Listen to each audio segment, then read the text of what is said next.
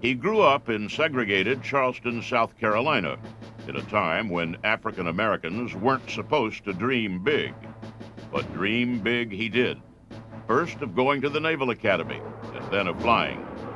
He became a United States Marine, flew more than 100 combat missions in Vietnam, and became a respected test pilot. He applied for a job as an astronaut, even though he thought he didn't have a chance. He flew 4 missions on the space shuttle and helped deploy the Hubble Space Telescope, which changed the way mankind sees the universe. He returned from space to active duty in the Marines, becoming Deputy Commandant of the Naval Academy that had been his first love. Then he returned to Charleston, to the home where he had grown up, and to his place in history. He is Major General Charles Bolden, and he is a legend of air power.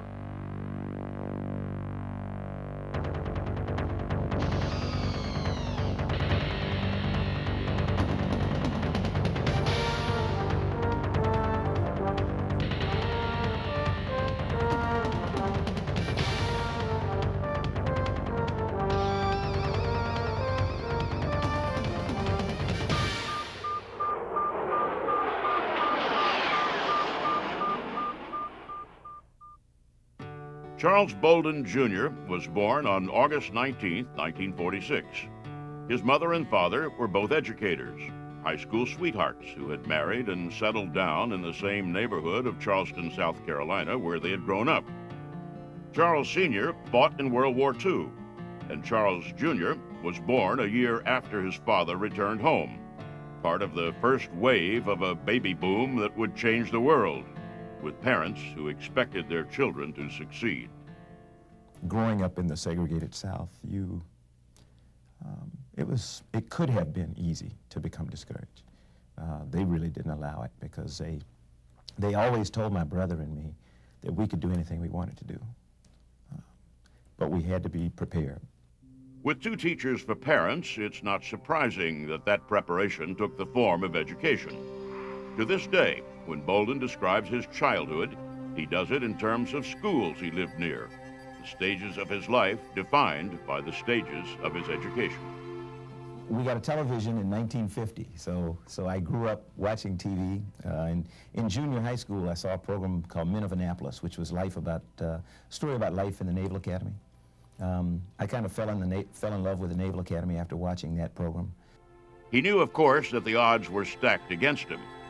The services, while nominally desegregated, were far from open to African Americans.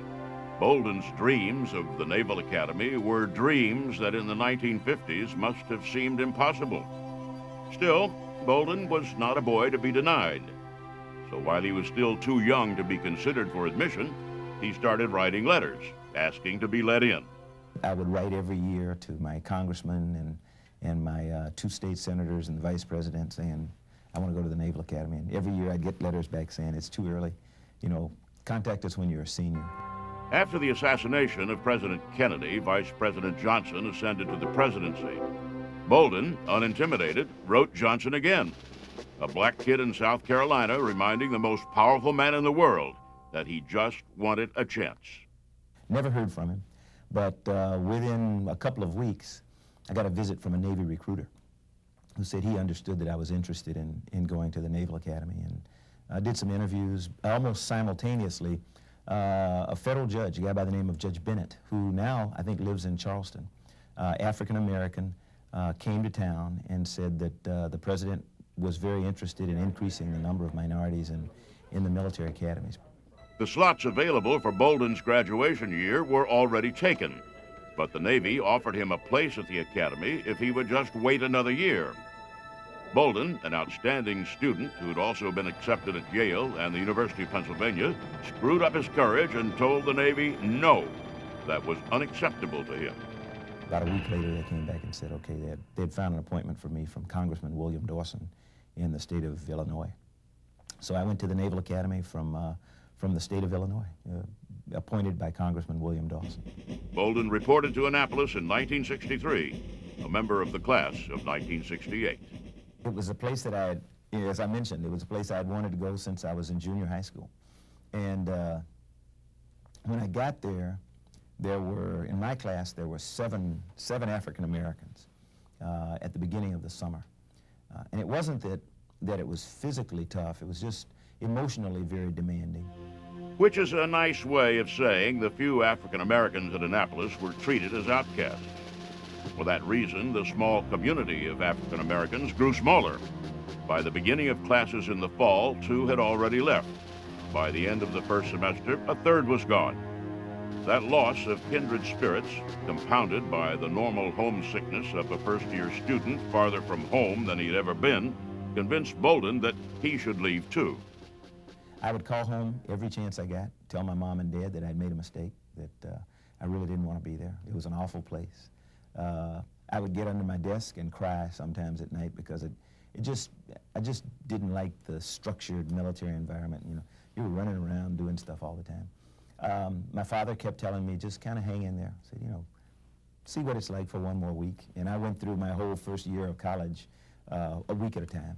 What I think set Charles Bolden apart was the fact that he was a young black man. He knew what the culture was. He knew that the odds were stacked against him, and he didn't accept the status quo. Once clear of his plebe year, Bolden started to enjoy the academy. He joined the Glee Club, which traveled for performances, showing Bolden more of the country than he'd ever thought he'd see. Bolden did what all midshipmen do, tasting the different varieties of Navy life in preparation for selecting a military career path. He went to sea for the first time aboard the USS Bainbridge. He boarded the ship in Charleston, waved goodbye to his family, and sailed off on a tour of the exotic Caribbean. He liked shipboard life, but in the end made a choice of direction that surprised almost everyone. Much to the chagrin of my parents and my fiance at the time, I decided I was going to be a Marine. Like I said, I looked back on my 4 years, and the person who had impressed me the most was my plebe year company officer, Major John Riley Love. So I said I wanted to be like him and decided to go in the Marine Corps. And after taking an orientation flight at Patuxent River outside Washington, he decided that he wanted to be a Marine aviator. And the very first time I got in an airplane, fell in love with it. So I kind of fell into aviation. It was a decision that took the boy from Charleston, South Carolina, farther from home than he'd ever imagined he'd go. In 1968, Charles Bolden graduated from the United States Naval Academy at Annapolis. He had earned a Bachelor of Science degree and knew as he marched into his graduation ceremony how important this first major accomplishment of his life was. My whole family was there, not just my parents. Everybody in the Bolden family from South Carolina, New York, Florida, Washington, D.C., Massachusetts. We had family who came from all over everywhere. It's a big deal. It's like I mean, it really, it's no different from graduation from any other place, but graduation from the Naval Academy, especially back then, 1968, for a young African American, especially from the state of South Carolina, it was a big deal. Newly married, he and his wife Jackie loaded up their car for the move to flight training at Pensacola, Florida. Black pilots were as rare at Pensacola as black midshipmen had been at the Naval Academy. But Bolden threw himself into his work and did not dwell on feelings of isolation. He was, after all, in basic flight training, and every day seemed to offer another thrill. I'd gone to flight school sort of out of default because I didn't want to crawl around in the mud and the snow. And we took off, and I could actually feel it when the wheels lifted off, and it was a feeling that I'd never had before. Bolden worked his way through all the stages of basic flight training, every day feeling as if he had stumbled on something wonderful. He studied hard in the classroom and worked conscientiously on his flight skills, each step getting more difficult and demanding. When basic flight training ended, Bolden graduated first in his class. The kid who'd practically begged his way into the Naval Academy had his choice of where to go next, and he chose jets. It got a little bit tougher in the jets, and I found, surprisingly, the one phase that I just did not like and didn't do well in was formation flying, where you're up flying next to another airplane. There's just something about flying along at 300 miles an hour within inches of another airplane didn't impress me, and it scared me, to be quite honest. One afternoon, a friend from the academy showed up, and Bolden confessed that he was afraid of flying in formation. The friend who knew Bolden and knew that he was not the type to give up without a fight talked him through his fears, and soon enough, Bolden was one of the best formation flyers on the base. While in flight training at Meridian, Mississippi, Bolden saw something that looked to him even more amazing than flying in a jet. Like millions of others around the world, he was amazed to see men walking on the moon. We all sat around the fireplace and drank beer and watched this phenomenal feat, you know. So I knew what that was like. I never believed that I could be a part of that program. After cruising through carrier qualification, Bolden got his wings and his first choice of aircraft, the A-6 Intruder. The A-6 was an interesting choice. First of all, it was not an air-to-air fighter, and because of that, it was not, in the eyes of pilots, a glamorous aircraft. The A-6 was an attack aircraft, one derided by fighter pilots as air-to-mud. That it was incredibly effective as an attacker that carried a huge weapon load mattered little. The second aspect of the A-6 that is interesting is that it is a two-man aircraft. Flying the A-6 in combat is more an act of teamwork than individual daring-do. In 1972, Bolden was assigned to Nam Phong, Thailand, to supply interdiction missions over Laos, Cambodia, and Vietnam. The missions were tough, 3 hours out and back in all kinds of weather, day and night sorties in search of supplies moving south. You form some unique bonds over that period of time with your squadron mates, both enlisted and officer. You learn to put your life in other people's hands. For the next year, Bolden and his navigator would take off into the skies of Southeast Asia searching for targets. More than 100 times he went up, delivered his munitions, and came back. In 1973, Bolden returned from Vietnam and for the next few years served in various assignments, none of them particularly challenging. He decided he wanted to be a test pilot, and he spent as much time as possible in the air, running up his hours so he would be eligible for flight test training. Highly qualified, highly committed, Bolden applied for flight test school and was rejected. As he had once written letter after letter seeking appointment to Annapolis, he again and again applied for test pilot school. And finally, on my last attempt, what I said was going to be my last attempt, the Marine Corps accepted me for test pilot school input. So I went to Patuxent River, Maryland, became a test pilot. There, on the runways and in the classrooms of Patuxent, he had his first face-to-face encounters with astronauts. And for the first time, he started thinking seriously about going into space. NASA recruits astronauts out of the ranks of test pilots. And one of the things that Charles Bolden noticed right away at Patuxent River was that many of the pilots seemed to view test flight as simply a stepping stone to space flight. The astronaut corps had at that point been an exclusively white domain. And when NASA put out notice that it was looking for astronauts to man the space shuttle, Bolden didn't bother to apply. I had thought about it when NASA advertised, but I chickened out. I figured I'd never be selected, so I didn't apply. He had those traits necessary to go forward into an atmosphere that was not necessarily conducive to who he was as a black man and make up his mind that he was going to achieve. Inspired by the first African-American astronauts, Bolden applied to be included in the next group, and NASA invited him to Houston for an interview. I did that and was very impressed, but I didn't think NASA was impressed with me, so went back to Patuxent River to continue my test piloting and told my wife that I thought that would be phenomenal, but there's no way. About a month later, on Bolden's wife's birthday, the phone rang, and it was NASA, asking if Bolden would still like to go into space. Bolden and his wife packed up their car and moved to Houston. For Bolden, being in astronaut training was like walking among the gods.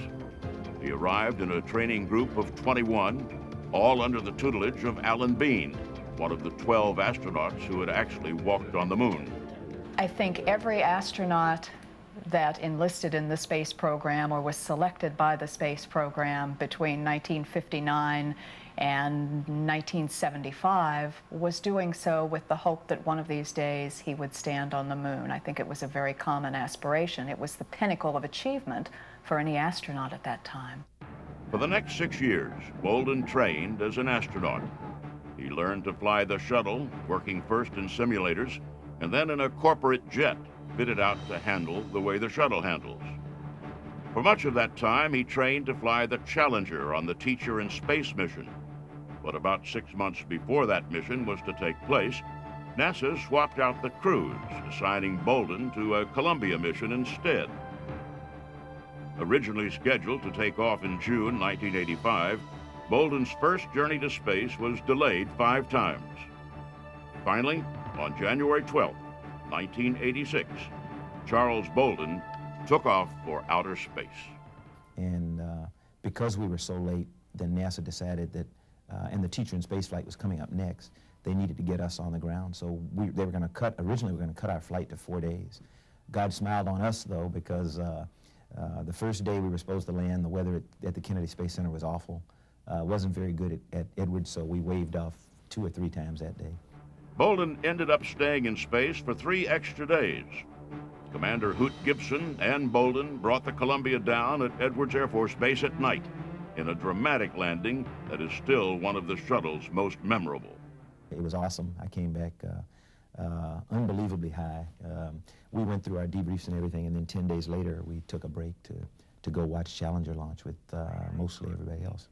7, 6, we have main engine start. 4, 3, 2, 1, and liftoff. Liftoff of the 25th Space Shuttle mission, and it has cleared the tower. Now control. Roger, roll, Challenger. Good, roll program confirmed. Challenger now heading down range.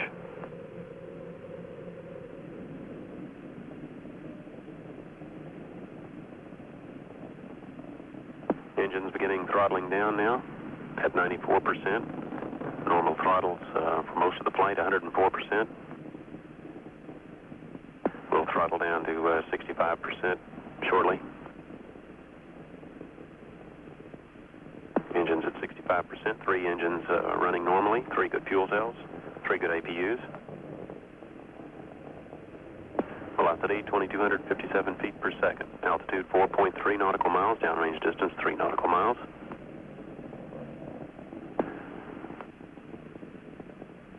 Engines throttling up. 3 engines now at 104%. Challenger, go at throttle up. Roger, go at throttle up.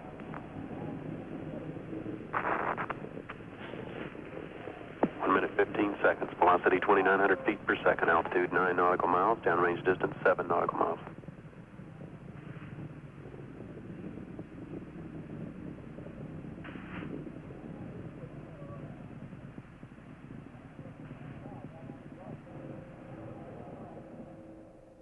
You know, they were all very good friends. Mike Smith and I had been boxers together at the Naval Academy. Ron McNair was a very good friend, had become a fraternity brother of mine. Both of us being native South Carolinians, we had gotten to know each other very well. And just everybody on the crew was superb. Krista was awesome. Bolden went back into training, and NASA went back to the drawing board. His next flight, more than 4 years later, deployed the Hubble Space Telescope. The crew knew prior to the launch that it would have an impact on humanity forever. And as it turned out over the years, since 1990, since we put Hubble in orbit, it has done exactly that. The Hubble Space Telescope changed the way science thinks about time and space. The images beamed down to Earth have captured the deep beauty of the farthest reaches of the universe, asking and answering questions that are both scientific and profoundly spiritual. On Bolden's 3rd and 4th space flights, he took over as commander. As commander, he was more involved in the planning of the flights and was responsible for the successful execution of all aspects of the flight. My 3rd and 4th flights were different in the respect that I moved to the left seat, so I became the mission commander. Thrilling in another way because you were now responsible for the safety of the crew and the vehicle, for the conduct of the flight, for helping with the planning and preparation and training of the crew. Both of those flights were 7-member crews. Both of those flights turned out to be international crews.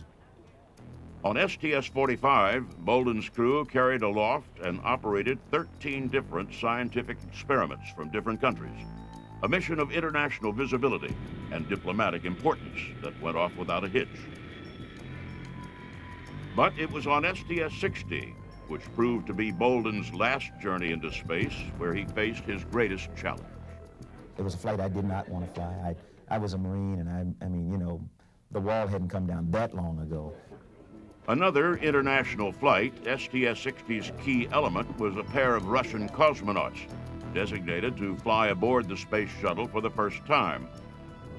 Only a few years after the fall of the Berlin Wall and the collapse of the Soviet Empire, Bolden was not comfortable training for a mission with people he'd spent his whole military career training to kill. The wall hadn't come down that long ago, and I really was not impressed with flying with a Russian. While training for the mission, however, Bolden got to know the Russians and their families, and by the time he got into space with them, he considered them good friends. In fact, once the mission was complete, he traveled to Russia to visit with them. Bolden returned to the Marine Corps. In 1995, he went home, in a way, to Annapolis. A year later, he took command of a Marine aircraft wing at Miramar in California, and a year later became commanding general of the 1st Marine Expeditionary Force in Kuwait. Bolden was in line to take command of the 2nd Marine Expeditionary Force at Camp Lejeune, North Carolina, when he told the Marines he was retiring.